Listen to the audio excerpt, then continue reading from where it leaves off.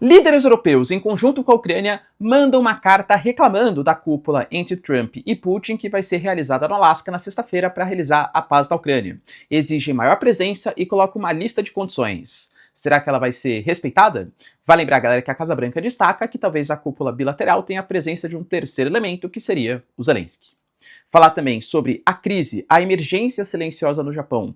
Palavras de Shigeru Shiba, com uma queda recorde no número de pessoas, uma queda de 1 milhão de pessoas, que vem trazendo uma tragédia social e econômica para o país.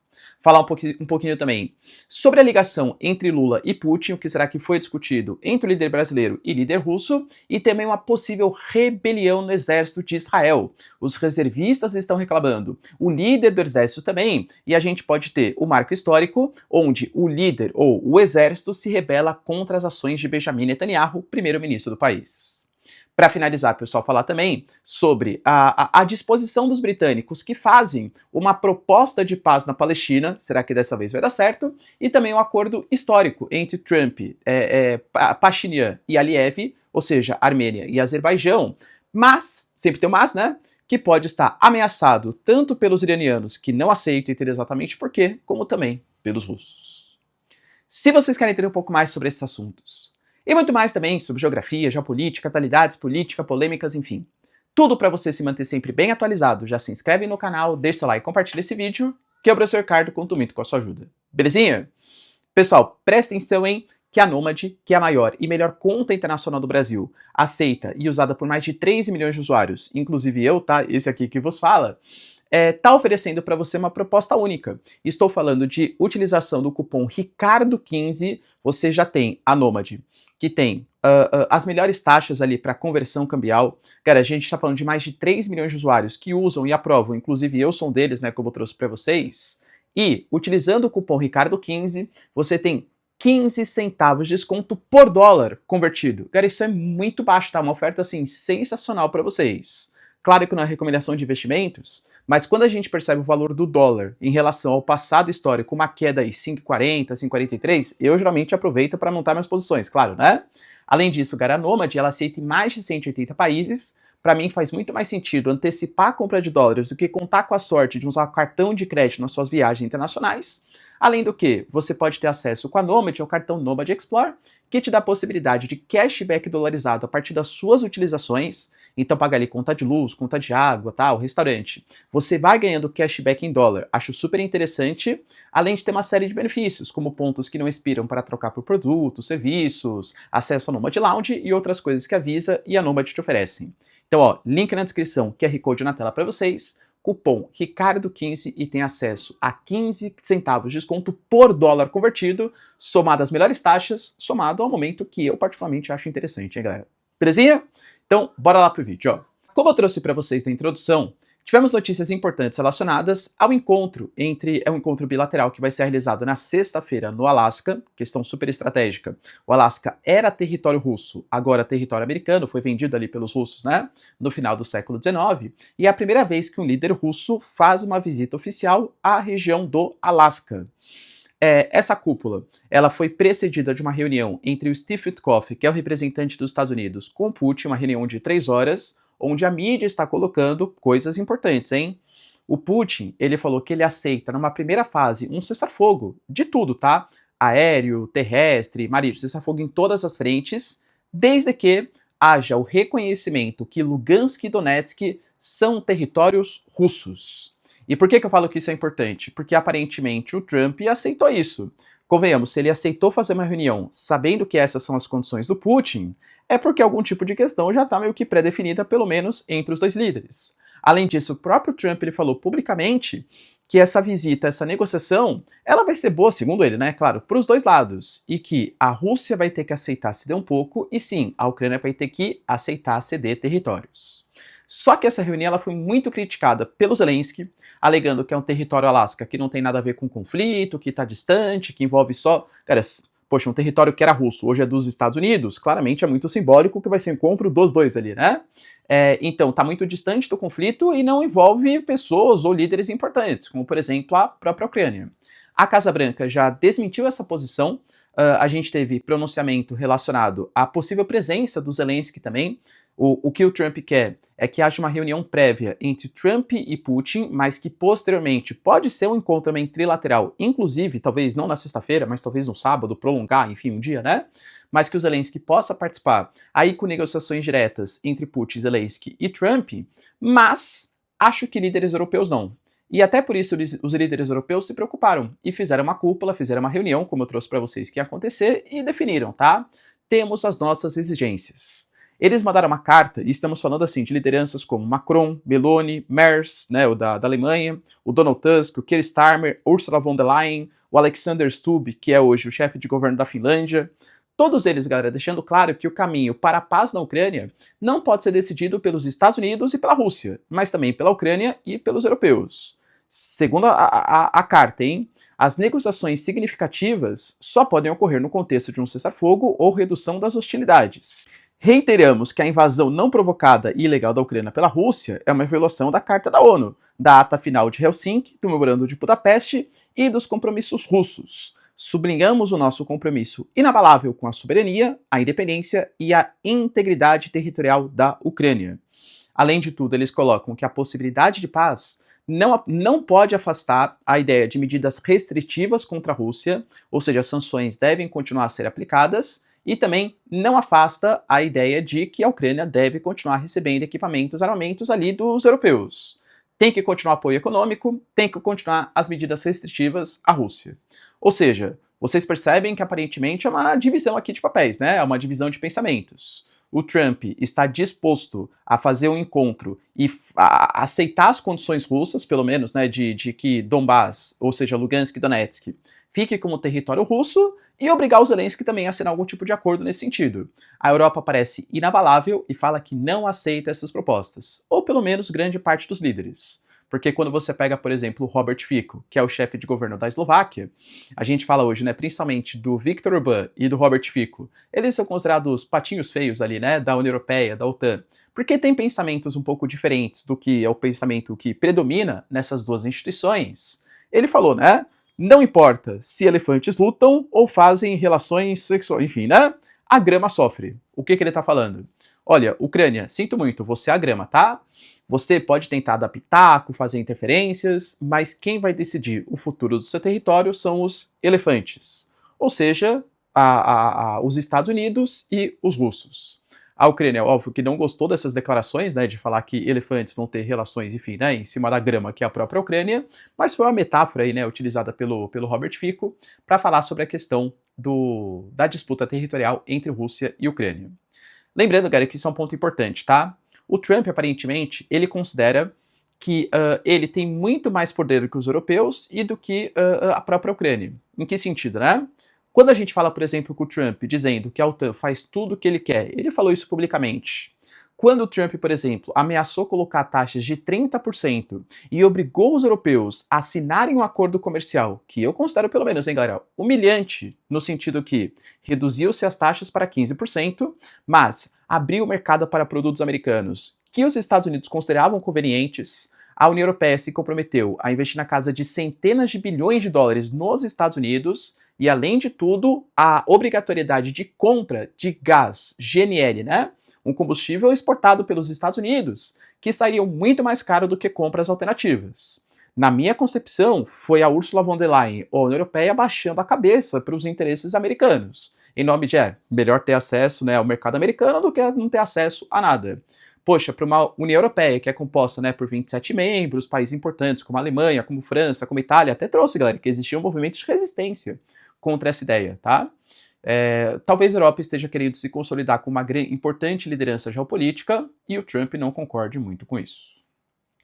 Além disso, galera, tivemos também notícias importantes e tristes, né, para a sociedade japonesa, de um Japão que perdeu 1 milhão de pessoas. Em 2024, nós tivemos 676 mil nascimentos aproximadamente e 1 milhão e 600 mil mortes. Ou seja, o crescimento vegetativo, que é a taxa de natalidade menos a taxa de mortalidade, com certeza dá um número negativo. Só nas últimas 2 décadas, 4 milhões de propriedades, 4 milhões de casas foram abandonadas. A gente está falando do 16º ano consecutivo em que você tem uma queda do número de pessoas. Além disso, Em relação ao número de nascimentos, é a menor marca da série histórica, desde 1899. Estamos falando hoje de um Japão que, para tentar dar conta de suprir ali a necessidade de mão de obra, está sendo obrigado a atrair imigrantes. Hoje a gente tem mais ou menos ali, galera, 3,6 milhões, que é um recorde, correspondendo a 3% de uma população de cerca de 124 milhões de pessoas. Em relação à população acima de 65 anos, 30% da população, um dado que só perde para Mônaco. Em relação à população em idade ativa, a gente está reduzindo bastante também. Ou seja, os japoneses estão atravessando uma crise econômica. Porque se você reduz o número de adultos, é natural que menos pessoas paguem os seus devidos impostos, mão de obra ativa para sustentar os aposentados, e quando você aumenta a faixa de pessoas acima de 65 anos, é natural que essas pessoas usufruam do regime previdenciário, claro, e também gastem mais com saúde. Professor, o Japão está pensando nisso? É claro que tá. O Shigeru Shiba, ele até falou sobre isso, falando que isso é uma emergência silenciosa. E que medidas serão tomadas? Medidas no sentido de isenções fiscais. Cara, isso é uma coisa que, para quem acompanha minhas aulas, né, eu tenho também aulas aqui, não só de geopolítica, mas aulas de geografia, eu até adiantei já que isso ia acontecer. O imposto da não natalidade. Poxa, você escolheu não ter filho? É uma escolha sua, só que vai ter que pagar o imposto. Professor, mas isso é um absurdo, tal. O Japão pretende fazer isso, tá? Na verdade, ele é um jeito disfarçado. O que eles falam? Olha, já que a gente tem uma crise de natalidade no país e existem menos pessoas pagando o seu regime previdenciário, a gente vai colocar um imposto em todo mundo, que é o imposto da Previdência. Só que quem não tiver filho, aliás, quem tiver filho fica isento de pagar imposto. Na prática, quem não tem filho vai ter que pagar imposto. É o imposto da não natalidade, percebe? Então, isso é uma coisa que, galera, financeiramente talvez comece no Japão, mas possa expandir inclusive para outros países. O Japão fala, por exemplo, da concessão, né, de creches gratuitas, horários para tentar ser um pouco mais flexíveis ali em relação no mercado de trabalho, mas é uma situação muito preocupante aí para os japoneses. Lembrando que nós temos partidos hoje de extrema direita no Japão, essa direita nacionalista. O Japão sempre é um país de direita um pouco mais conservador, né? O partido do Shigeru Shiba, por exemplo, é tradicionalíssimo no Japão. Poucas vezes saiu do cargo ali de chefia, né, de governança do primeiro-ministro. Porém, hoje cresce um pensamento mais nacionalista, anti-imigração, até porque o iene ele desvalorizou. Isso faz com que mais turistas venham para o país e é natural que entrem mais imigrantes. A sociedade japonesa, pelo menos parte dela, não está cumprindo, né? Não está gostando muito dessa proposta. Tivemos também, galera, notícias importantes sobre um telefonema feito entre o Lula e o Putin, telefonema de mais ou menos ali 40 minutos. Esse telefonema teve a discussão, primeiro, galera, de cooperação comercial. A Rússia, a China, a Índia anunciaram apoio às taxações de 50%, apoio no sentido, né, apoio ao Brasil, claro, tá? Taxações de 50% em relação aos produtos brasileiros, falando de fechar parcerias, mercados alternativos. A Rússia mais uma vez se posicionou, a própria Maria Zakharova. Aliás, galera, quem me deu essa dica foi uma jornalista, não é Zakharova, é Zaharova, que falou o nome da Maria Zakharova. E a gente teve ela falando, por exemplo, de política colonialista em relação ao Brasil, tudo tal. E é natural que a Rússia tenha dado esse apoio.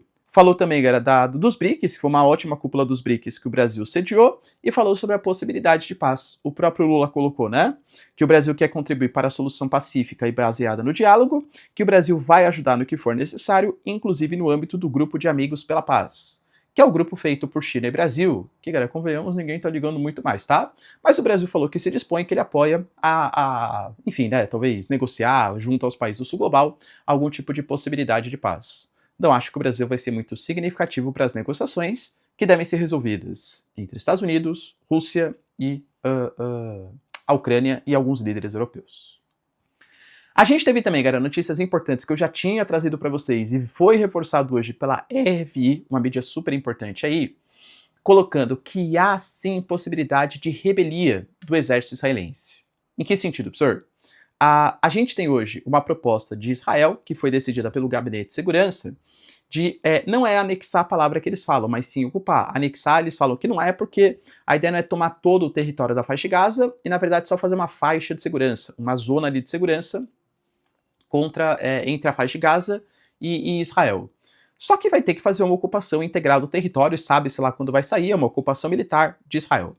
Dentro dessa proposta, né, hoje a gente tem Lembrando que o exército de Israel ele é formado a grande maioria por reservistas, e os reservistas são pessoas que são professores, engenheiros, advogados, economistas, etc., que talvez estejam se cansando de uma batalha de 2 anos, que vai completar agora no dia 7 de outubro.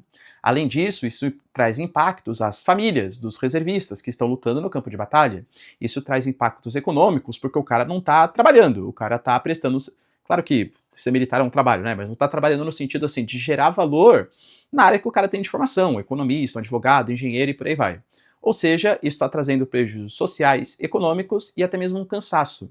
Além do que, essa medida é extremamente polêmica, porque, segundo as próprias famílias, por exemplo, dos reféns, essa invasão que vai acontecer muito possivelmente fará com que o Hamas elimine os reféns que estão na faixa de Gaza. Ou seja, se a ideia é proteger os israelenses, uma ocupação a essa maneira talvez não seja a melhor proposta.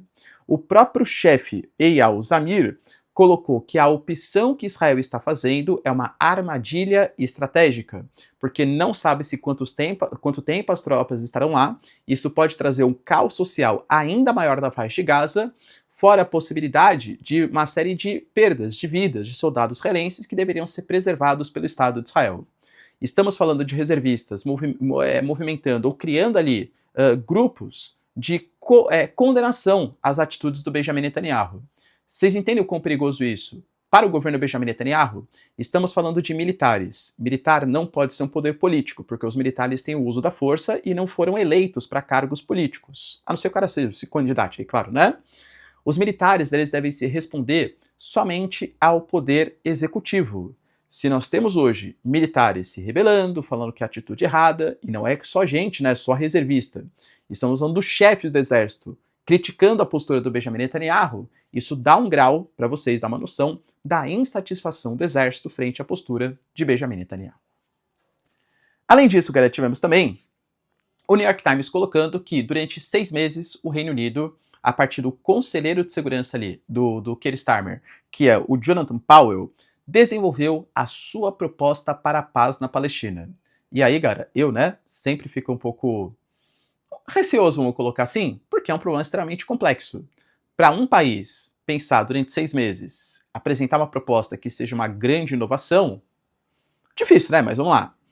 A proposta não foi apresentada por completo. O próprio Jonathan Powell coloca que são 8 pontos, e esses pontos foram compartilhados com líderes europeus no dia 29 de julho, que foi um dia antes da cúpula para a criação de 2 estados ali na ONU. E basicamente o que esse documento fala, essa proposta dos britânicos, não foi apresentada integralmente, hein? Mas fala de um governo palestino tecnocrático que seria ligado à ANP, a Autoridade Nacional Palestina. Aqui já nasce o primeiro problema, porque a ANP é um grupo que Israel não concorda que domine o futuro Estado palestino. Israel fala que a ANP passa muito pano para as atitudes do Hamas e tem uma conexão com o grupo, ou seja, não aceita que a ANP seja a liderança de nenhum Estado palestino. Fala também da retirada das tropas de Israel integralmente do território de Gaza e da Cisjordânia, o que Israel também não concorda, porque alega que enquanto existiu o Hamas, ou grupos que preguem a destruição do Estado de Israel, não pode tirar as tropas desses 2 territórios, e fala também, no terceiro elemento, da criação de 2 estados, o que também vai contra o que Israel concorda, porque lembrando, Israel acabou de anunciar, por exemplo, junto ao seu parlamento, que a Cisjordânia não merece ser uma região autônoma. A gente tem ministros como Itamar Ben-Gvir, como Smotrich, falando de anexação, de colonização da faixa de Gaza, ou seja, muito longe de uma proposta de criação de 2 estados. Então, não sei a proposta por completo, hein? Mas já adianto para vocês que possivelmente o Hamas não vai considerar como legítimo, muito menos Israel. Nada contra britânicos, mas acho que não vai rolar. E para finalizar, pessoal, como eu trouxe para vocês também, mas tivemos algumas novidades. Armênia, a partir ali do Pashinyan, e também o Azerbaijão, a partir do Aliyev, concordaram com uma proposta, assinaram um documento com a intermediação do Trump. Isso é muito significativo, porque esse acordo ele acontece na região do Cáucaso. E lembrando que o Cáucaso é uma região que pertencia à antiga União Soviética e até hoje é uma região de fortíssima influência dos russos. Mas temos problemas no relacionamento da Armênia frente à Rússia. A Armênia se sentiu traída, porque quando mais precisou do exército russo, a Rússia se preocupou muito mais com as questões ligadas à guerra Rússia-Ucrânia e não ajudou os armênios como os armênios gostariam que fossem ajudados, e o Azerbaijão, que também mantinha ali ligações importantes com a Rússia, está um pouco desapontado. tanto pela questão do avião comercial que foi abatido pela defesa russa e não houve maiores explicações, como também o que o Azerbaijão alega, que é a perseguição de azeres em solo russo. Ou seja, as relações não estão nada boas. Dentro desse contexto de a Geórgia tecendo críticas à Rússia também, pelo menos parte ali da sociedade, o Azerbaijão tecendo críticas, a Armênia tecendo críticas, é fato que o Cáucaso está com uma redução de influência dos russos. Esse acordo, eu diria que ele é importante, claro, histórico, né? O Aliyev e o Pashinyan ali apertando as mãos, assinando o documento, mas ele guarda problemas. Por quê? O conflito entre os dois, dentre outras coisas, o principal ponto é sobre o território de Nagorno-Karabakh, que pertencia ao Azerbaijão, por mais que fosse de maioria armênia. A Armênia, bem rapidinho, né? Conseguiu ali, galera, no comecinho da década de 90, em 94, fazer um ataque que reconquistou grande parte das posições. Em 2020, o Azerbaijão fez o primeiro ataque, que reconquistou quase 70% do território, e nós tivemos em 2024 mais um ataque que praticamente integralmente reconquistou o território de Nagorno-Karabakh para os azeres, apesar de ser uma região de maioria armênia. Foi durante esses ataques e a falta de apoio dos russos que a Armênia se decepcionou demais.